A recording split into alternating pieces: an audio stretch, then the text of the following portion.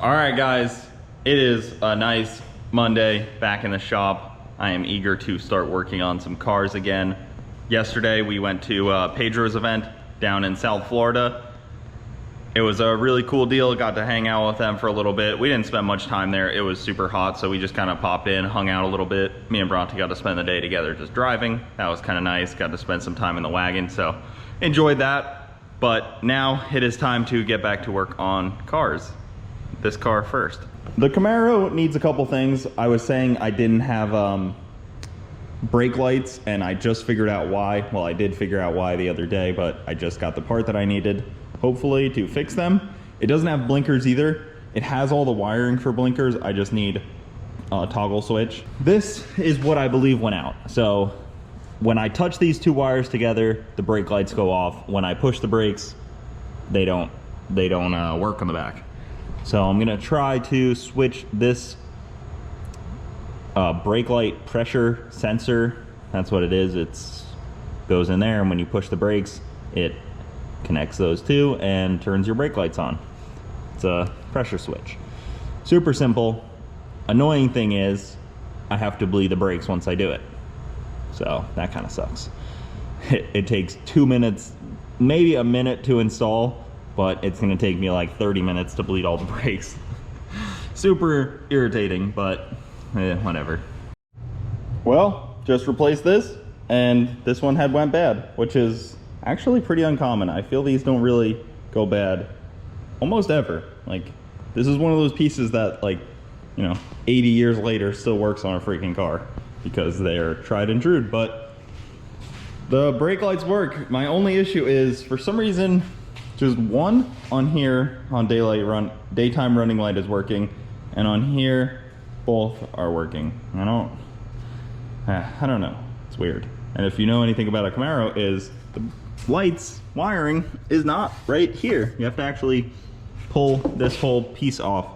But in the end of the day, it doesn't really make that big of a difference. I'll probably just leave those two working and that one working, but it's close enough. So check it out. Put you guys down and you can actually see if it works.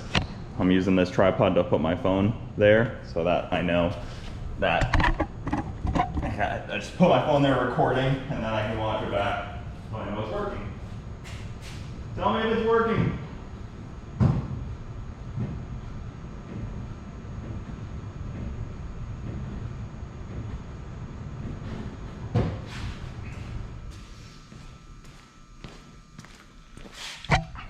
I assume it worked, hopefully. I mean, I can't really tell, but it worked when I had my phone recording it, so. Simple little friggin' $6 fix that was causing all my issues.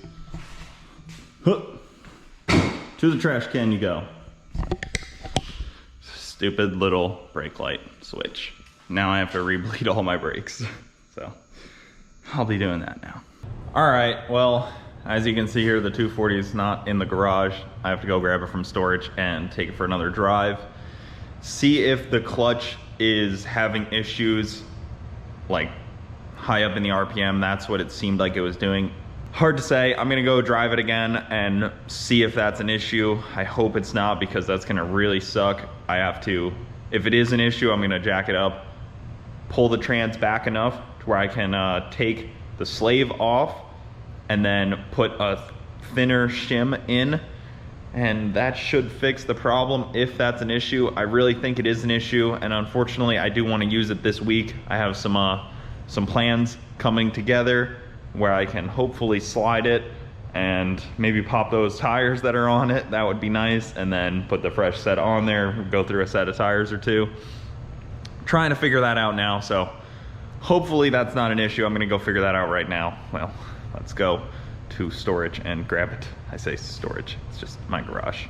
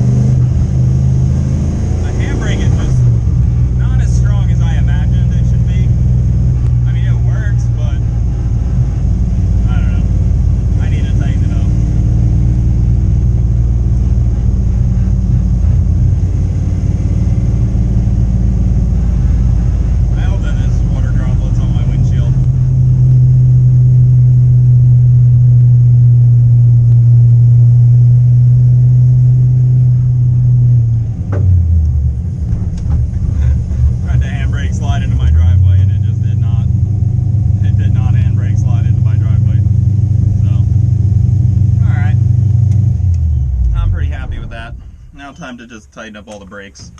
Make sure that they're all good for some sliding. Make sure that the handbrake cooperates. I'm not going to touch the clutch. I'm just going to try it out up there. Maybe that's a mistake, but I really don't want to pull it and regret pulling it. So hopefully it's good. Pull this thing down into the garage and mess with it in a second here. All right, 240's back in the garage. Time to give it a quick once over. Oh, don't tell me. That better not be friggin' dog poop. Oh, these dogs, I swear. I think this is probably brake fluid on the windshield from right over here. This is the OEM one. No real disclosing of how good of shape that one was in. It was nice looking when I got the car, but hard to say exactly how beat up that one is. Belt is just squeaking off a little bit. I do have a manual manual tensioner for this that I'm gonna bring with me to, you know, anything and swap if I need to. I really don't like putting manual tensioners on if I don't have to. This Motion Raceworks catch can is looking pretty not bad. These Holley valve covers just have 3/8 hose, but it's just an NA car, it should be fine.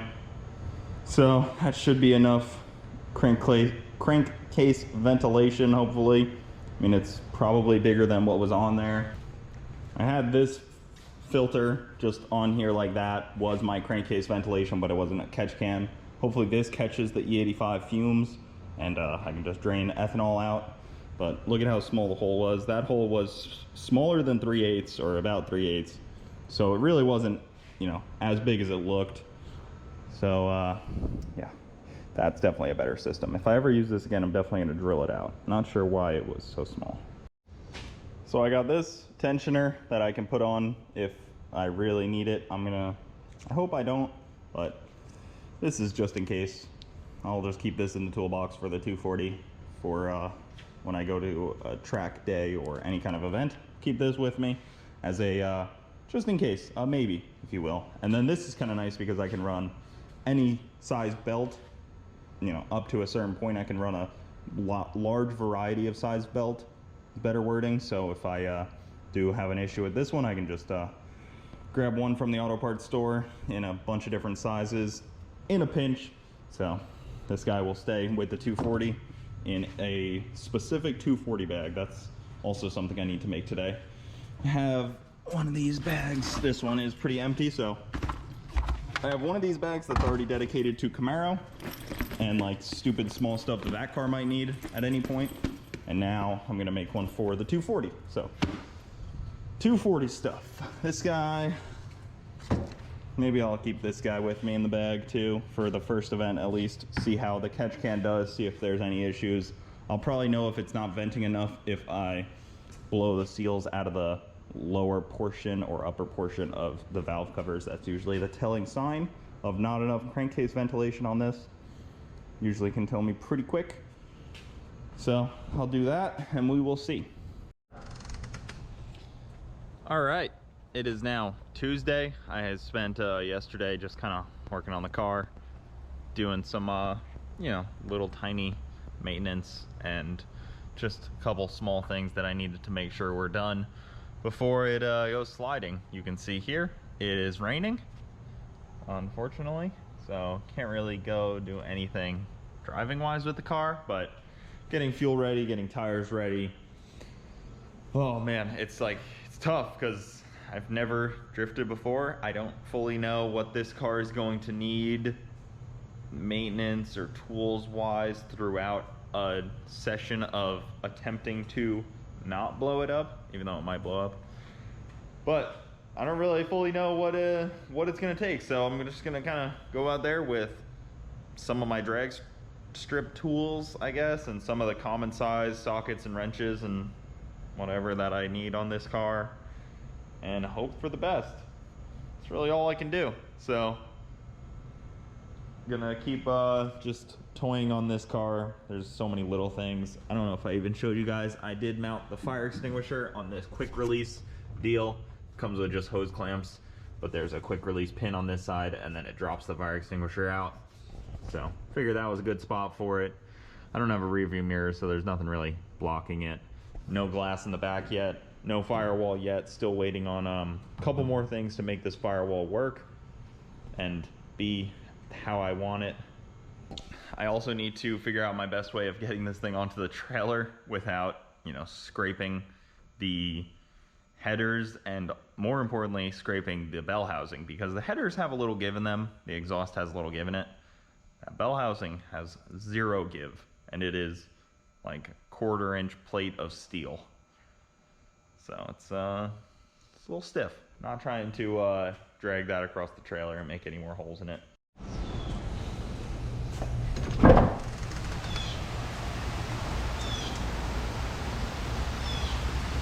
Well, I'm sure the grass is enjoying this. I'll tell you guys, I'm definitely regretting buying this junk oil cooler. So this is some, I don't even know, it's like some eBay, Chinese, Amazon special oil cooler, and it is definitely leaking from these welded on fittings, like the actual threading, the AN threading, which, I mean, you shouldn't have to put anything on AN threads to make them seal, but these fittings don't want to seal. I just sprayed it off with brake clean to see exactly where it's leaking, and it's definitely leaking from both. They are plenty tight. It's not a them not being tight issue, it's this thing's junk. So I was going to mount it better. Like right now it's a little sketchy. It's probably gonna end up cracking, but I don't really care because this thing's junk. So I like the way James did his on his 240, where he got an oil cooler and welded it to the front of the radiator, and it looked really nice, and it kind of lays it sideways so that the lines can go that way. I like that route, because then you just deal with the rubber mounted of the radiator, and you don't have to rubber mount that, because it's all good then. So maybe I'll do that, but for now we're gonna run this until it cracks, and it'll probably crack almost immediately. So yeah, that's fun. Don't buy cheap oil coolers. Buy a good one. I'll probably just order a good one now, because that one's not long for this world. Well, it also has come to my attention too that a lot of you guys don't really know the full combo on this car, so I wanted to quickly run through a couple things. So it is a LS6 with Texas Speed heads cam. It has electric power steering. It's got a chair slayer front end kit. It has a monster clutch single disc with a T56 Magnum from RPM. It has a Holley single plane intake along with a Dominator and their whole Holley EFI system. Holley exhaust from their headers back. It has a LOJ Conversions oil pan. Basically no stock interior besides just the dash that has been flocked. And then it is rhino linered on the ground, painted. It's got a roll cage that was already in here when I got it. Fits me decently enough. It has a full angle kit that was already on it when I got the car. It's like a Megan Racing angle kit, and then some coilovers. I'm not sure how good they are. I mean, we'll know pretty quickly if they're adequate. All V1 accessories for the most part, besides the power steering delete that I got from ICT Billet. Mishimoto radiator. This chair slayer front end kit is super awesome. Real killer deal. This was one of the first things I got for this car. I really like how the fit and look and everything is. And then everything's kind of modular, so if you bend any piece, you can just replace it because it's just bolted on. I'm trying to remember if I'm missing anything. I obviously am. There's a whole lot going into this car, but that is the basic rundown of this Drift 240. So tomorrow, next video you guys see, we'll be putting it to the test. We'll see what breaks. I mean, you let me know what you guys think is going to break. Maybe an axle, maybe the diff, maybe some of this front end stuff that's pretty old. I mean, this car's been together like this since like 2006-ish. I don't know, 2008, something like that. So let me know what you guys think is going to break. So I'm excited to finally put this thing through the ringer a little bit. Hopefully I can have a good, decent day of driving it without dealing with much braking. Obviously, I know going into it, I'm probably going to have some things go wrong, but It's part of it. That's part of shaking down a car like this. So that'll do it though. Thanks for watching, guys. Keep it saucy. See you next time.